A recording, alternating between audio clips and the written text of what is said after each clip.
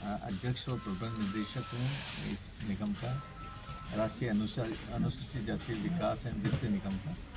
और मैं यहाँ आकर बड़ा हर्षोल्लास मैं महसूस कर रहा हूँ।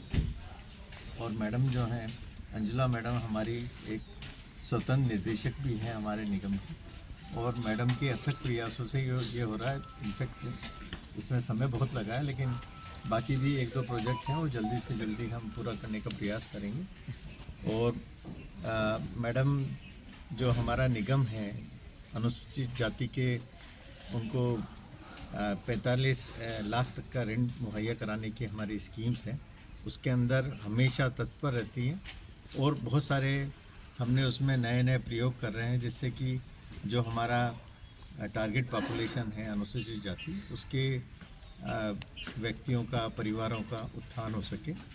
और ख़ास तौर से उत्तर प्रदेश में जहाँ पर अभी तक हमारा जो निगम था वो ज़्यादा ऋण नहीं ले पा रहा था, तो यहाँ पर एक राज्य सरकार की कोऑपरेटिव बैंक है, उसको 100 करोड़ रुपए का राज्य सरकार द्वारा गारंटी प्रदान की गई, और अब वो काफ़ी तत्पर है कार्य करने के लिए। इसके अलावा हमारे 3 यहाँ पर ग्रामीण बैंक भी हैं, आर्यव्रत बैंक है, बड़ौदा यूपी ग्रामीण बैंक है, और एक अन्य बैंक है। 3 बैंकों के द्वारा भी हम ये ऋण उपलब्ध कराने का प्रयास कर रहे हैं। और जितने भी अनुसूचित जाति के भाई बहन हैं, परिवार हैं, उनको अच्छे मुकाम पर लाकर, उनको जो गरीबी की रेखा के नीचे हैं, उनको एक उच्च श्रेणी में जो है अपने आप को लाएं।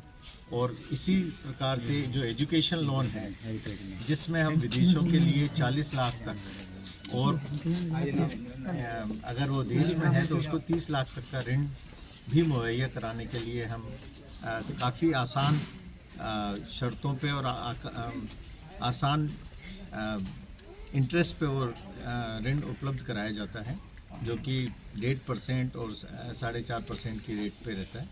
तो वो उपलब्ध करा रहे हैं, बहुत सारे बच्चे इससे लाभान्वित हो रहे हैं, देश में ही नहीं वरन विदेशों में भी इससे एजुकेशन ले रहे हैं। सीएमडी साहब, एक क्वेश्चन जी। प्राय देखा जाता है, चाहे एससी के हो या जनरल के हो, सरकार जो है लोन की व्यवस्था कराती है, योजना चलाती है, लेकिन देखा जाता है बैंक के स्तर पर लोन जो है लंबित रह जाते हैं, उनको ऋण नहीं मिल पाता है। नहीं, हमारा बैंकों के माध्यम से नहीं है, हमारा एक जो कोऑपरेटिव बैंक है उत्तर प्रदेश की, उसके माध्यम से हम ये ऋण उपलब्ध तो वो भी तो बिना उसके सिक्योरिटी के रखने के नहीं रहते हैं। एक्चुअली बैंकों की फॉर्मेलिटी इतनी ज़्यादा हो जाती है कि या तो उनका रिटर्न्स के हो या उनके पेरेंट्स के रिटर्न्स हो, लेकिन जो जैसे गवर्नमेंट के थ्रू भी जो अप्रूव हो जाते हैं, लेकिन वो बैंकिंग फाइल अपनी वो लोग नहीं करते, लोन नहीं मिलता है, वो लोग सिक्योरिटी के बिना नहीं करते। कहा ना, जितने भी हमारे ऋण होते हैं उसके लिए राज्य सरकार ने हमारे को 100 करोड़ रुपए की स्टेट गारंटी दी हुई है। तो बैंकों को भी जो जिन बैंकों से हमने अपना अनुबंध करा हुआ है, उनको उसकी रिकवरी की चिंता नहीं रहती है, क्योंकि वो जो है राज्य सरकार उसकी गारंटी दे रही है। 100 करोड़ रुपए तक का जो ऋण है उसके लिए स्टेट गवर्नमेंट ने गारंटी दी हुई है। तो ऐसे में किस लेवल के स्टूडेंट्स